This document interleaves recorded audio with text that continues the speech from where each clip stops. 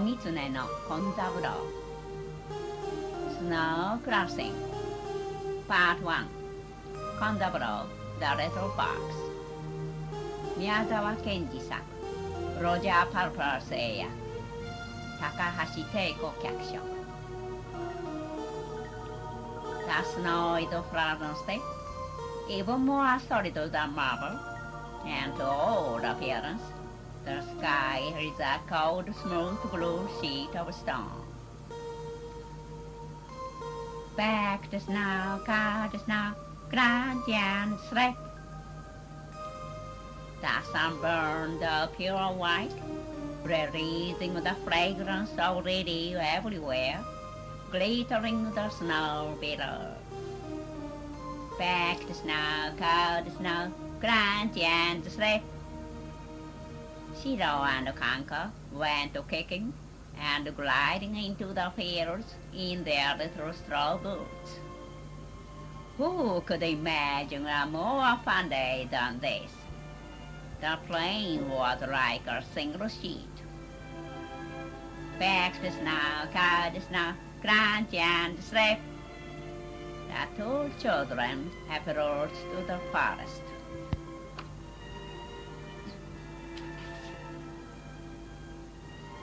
Back the snow, cut the snow, crunch and slip.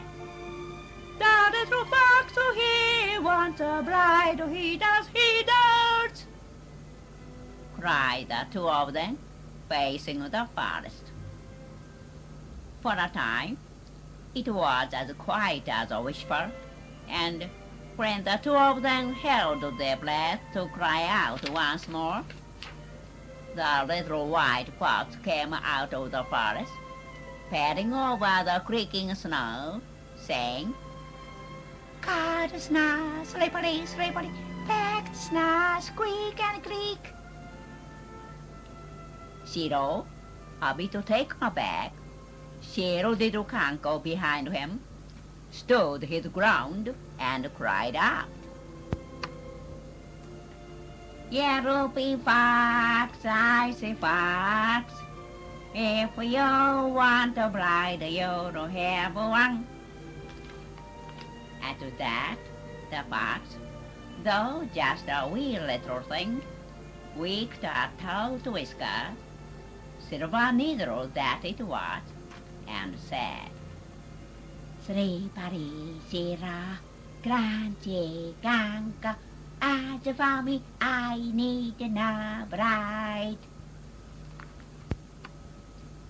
Shiro laughed and said, "Yellow fox, or little fox, if you don't need a bride, to have some rice cakes instead." At that, the little fox, shaking his head twice and thrice, merrily said, "Slippery, Sira, crunchy, kanka, want to buy me red dumplings instead?" Kanko, hiding behind Shiro's back, was so amused by this that she softly sang, "Yellow fox, so little fox, your dumplings are made of rabbit fur." After that, Kondaburo, the little fox, laughed and said, "Ah, no, that's absolutely wrong." Shiro, surprised, asked the fox, "You mean it's a lie about the foxes outfoxing people?" "Indubitably. Possibly the most unfair lie there ever was. The people who claim to be outfoxed by us are usually drunk or so chicken-hearted that they've gone bananas. You don't believe it. Anyway, have yourselves a dumpling. These dumplings of mine are the result of my diligently preparing the land. How about it? Would you like a plateful?" he asked. Shiro laughed. "My dear Kondaburo, We have only just eaten rice cakes now, and I'm not in the least hungry. We'll take a rain check, okay? Canterbury, the little fox, was pleased, and he waved his short arms and said, "If you wish, in that case, you can have some at the Magic Lantern party. You wouldn't miss the Magic Lantern party, would you? We'll meet on the evening of the next moonlight night, when the snow freezes. We start at 8, and I'll give you your admission tickets now. How many would you like?" "Well, we'll take 5 then," said Shiro. "5? That's 2 for you two. But who are the other 3 for?" asked Canterbury.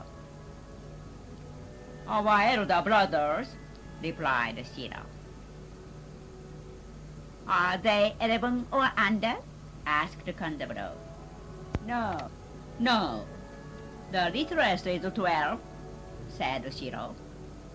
After that, Canterbury tweaked his whisker like before, adding with a serious air, "In that event, I regret to inform you that your brothers may not attend. Just you can. I'll set aside reserved seats for you. You will have a ball. We'll be expecting you." Most pleased, the 2 children nodded.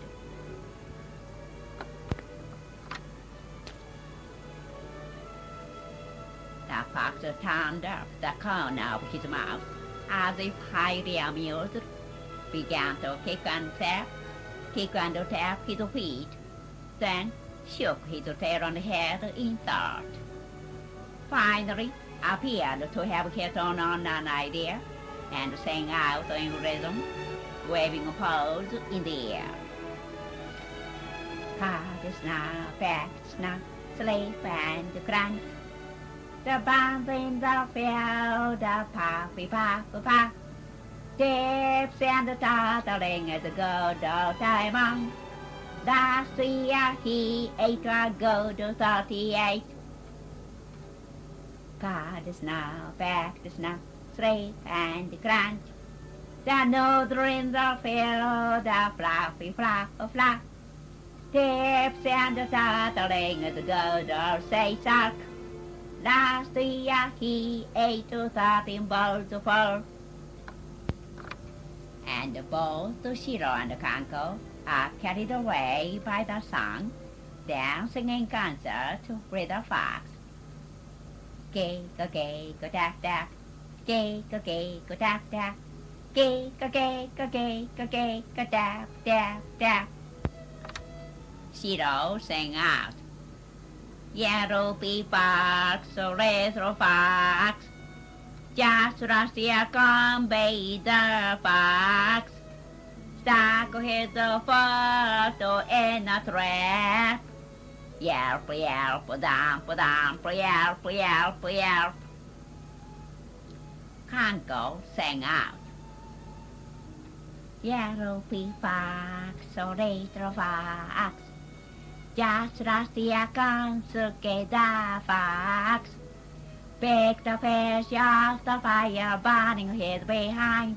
Yap, yap, dump, dump, yap, yap, yap. Gee-go-tap-tap, gee-go-tap-tap, gee-go-tap-tap. Then the 3 of them danced their way, step by step, into the woods. Then Canterbury, the little fox, said, "Should we ask the fawn to come here too? The little dear's so good at the flute." Shiro and Kanko clapped their hands in delight. And the 3 of them cried out in unison, "Back the snow, go the snow, grant and sleep. The little deer, he wants a bride, he does. After that, they heard a fine, thin voice coming from the distance. The north wind goes people, it's supposed of the wind. The west wind goes roar, it's much supposed of again. The fox tweaked his whisker again and said, "We can't tell till the snow gets all soft, so go home now. Come again, won't you? When the snow freezes over on a moonlit night, we'll do the magic lantern I told you about." So then, Shiro and Kanko sang out, "Back to snow, go to snow, crunch and slip," as they crossed over the silvery snow home. Back to snow, go to snow, crunch and slip.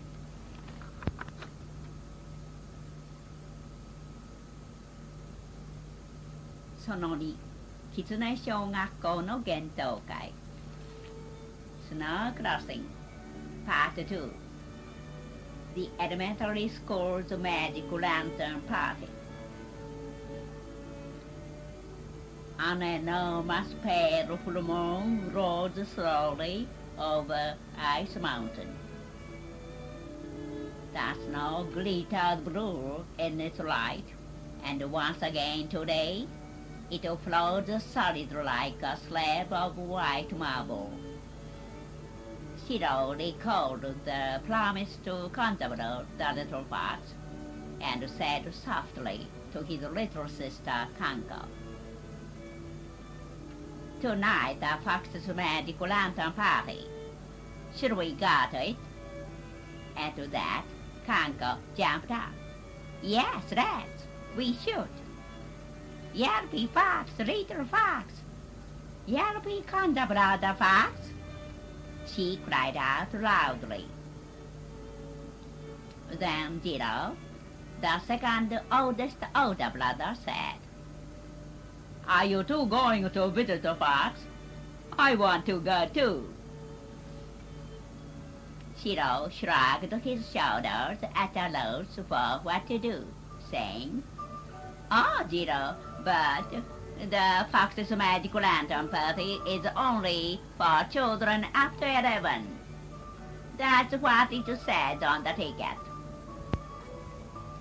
Jiro replied, "What ticket? Let me see. I can't go, I guess. Can't be helped. But if you're going, take some rice cakes for them with you. Here.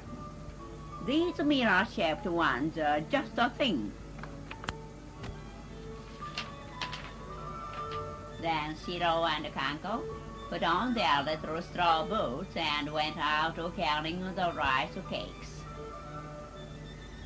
Ichiro, the eldest elder brother, Jiro, the second, and Saburo, the third, stood side by side in the doorway. "Bye-bye. If you meet up with an adult fox, be sure to shut your eyes away. Now, we'll sing for you. Back to snow, go to snow, crunch and slip. The little fox here wants to bride, he does, they cried. And the moon rises high in the sky, and the forest is shrouded in a pale smoke. The two children have already arrived at the entrance to the forest. Then a little white baby fox with an acorn badge on his chest, who was standing there, said, "Good evening. Good morning. Do you have a ticket?" "We do." The two of them showed their tickets. "Well then, the way please." The little fox leaned forward and, winking and blinking all the while, indicated a point inside the forest with his paw.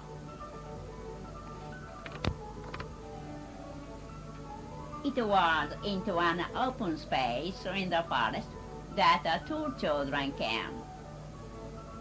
They saw lots of pupils from the Park's elementary school already gathered there, throwing chestnut shells at each other, doing sumo. A white sheet was hanging from the branch of a tree in front of them. Out of the blue, they heard a voice behind them. "Good evening. So nice of you to come. It was a pleasure seeing you the other day." Shiro and Kanko turned about in surprise to see Kantaburo before them. And Kantaburo, sporting an elegant swallow-tailed coat and nurses on his chest, is busily wiping his pointed mouth with a snow-white handkerchief. Shiro, slightly bowing, said, "The pleasure is all mine, and also thank you for tonight. These rice cakes are for all of you to eat." And all of the pupils at the Park's Elementary School are looking at them. Kantaburo puffed his chest fully out and proudly received the rice cakes. "I cannot thank you enough for the gift. Please make yourself every bit at home.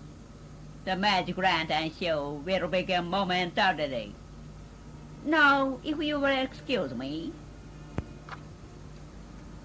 Kantaburo left them, taking the rice cakes with him. The pupils at the Fox Elementary School cried out in unison. "Back the snow, guide the snow, lunch and sleep. Hard rice cakes will crack your snout. White rice cakes will slither about." A large sign appeared next to the curtain.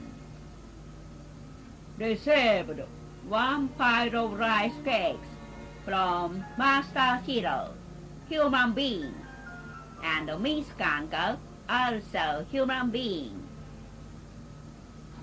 The fox pupils clapped their paws in glee. At that moment, a whistle whistled.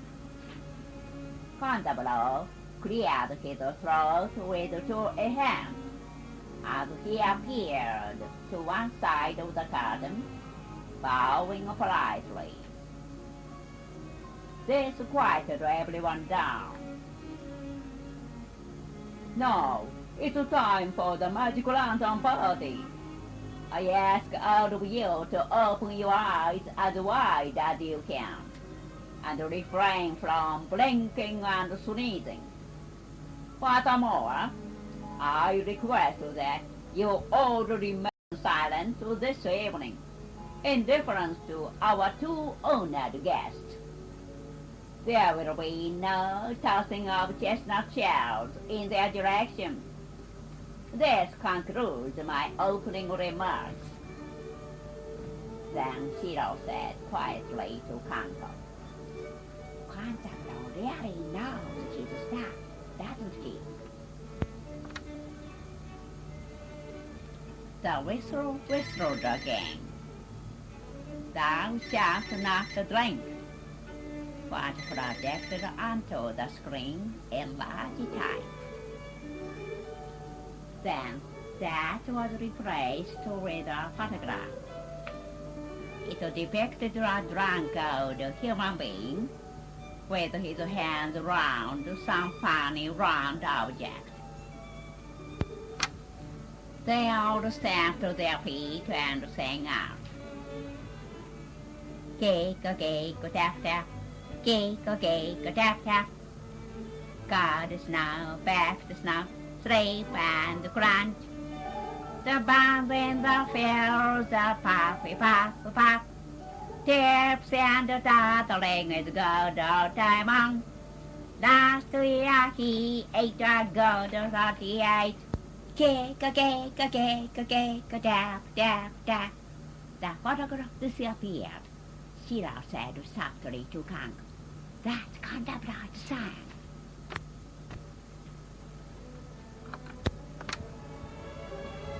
Another photograph came on. A young drunk man was eating something with his head buried in a bowl-like object made of magnolia leaf. Canterbury was watching in the distance in a white hakama. They all stamped to their feet and sang out. Tick-a-tick-a-tap-tap, tick-a-tick-a-tap-tap. God is now, fact is now, sleep and crunch. Daniels in the fields are fluffy, fluff, fluff. Tips and tattling as the gold eye suck. Last year he ate 13 bowls full. Kick, tap, tap, tap. The photograph went off, and a short interval followed. And a dough-double little Brixton came around with 2 plates of millet dumplings. Shiro was at a complete loss for what to do. This was because he had just seen Taimo and Sesaki eating something bad without realizing it. And all the pupils at the Parks Elementary School were turned toward them, whispering among themselves. Will they eat one? What do you think? Will they eat one? Kanko just held a plate in her hand, blushingly bashfully from ear to ear. At that, Shiro made up his mind and said, It's all right. Let's eat them. Come on, eat up.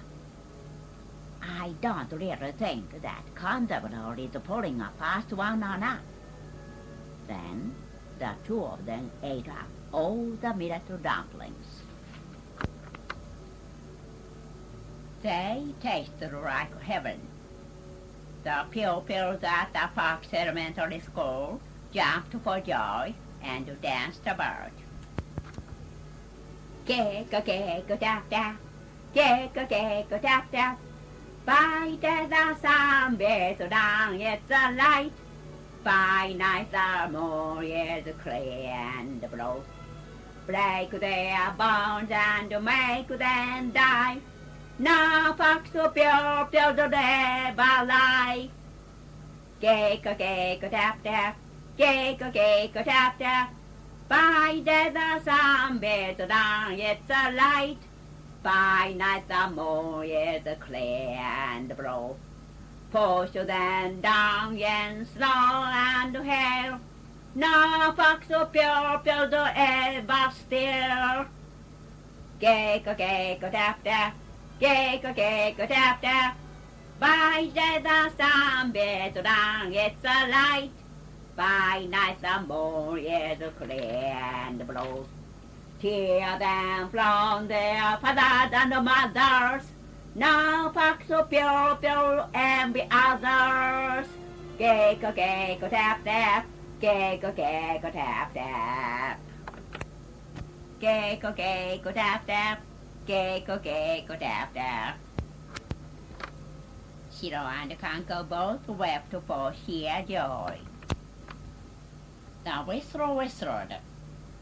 Thou shalt not make light of traps, appeared on the sheet in large lettering before it was replaced by a picture. It pictured Kanbei the fox with his left foot caught in a trap. Yellow fox, little fox, just last year Kanbei the fox stuck his foot in a trap. Yelp, yelp, dump, dump, yelp, yelp, yelp. That's what they all sang. Shiro said softly to Kanka. That's the song I made up. The picture was replaced with the word, "Thou shalt not make light of fire." Then that disappeared and another picture came on. It showed Konsuke the fox getting his tail on fire by reaching for a grilled fish. All of the fox pupils cried out, "Yellow big fox, little fox, just last year Konsuke the fox picked a fish off the fire burning his behind. Yap, yap, damp, damp, yap, yap, yap." The whistle whistled. The cartoon lit up, and once again Constable appeared and said, "Well, everybody, that concludes tonight's Magic Lantern show." And that is the fact that two children of human beings, both clever and not in the least drunk, have been kind enough to eat food made by foxes. I believe that in the future, you, as adults, will neither tell lies nor be envious of others, and that the bad reputation of us who fixes up till now will be a thing of the past. This concludes my closing remarks.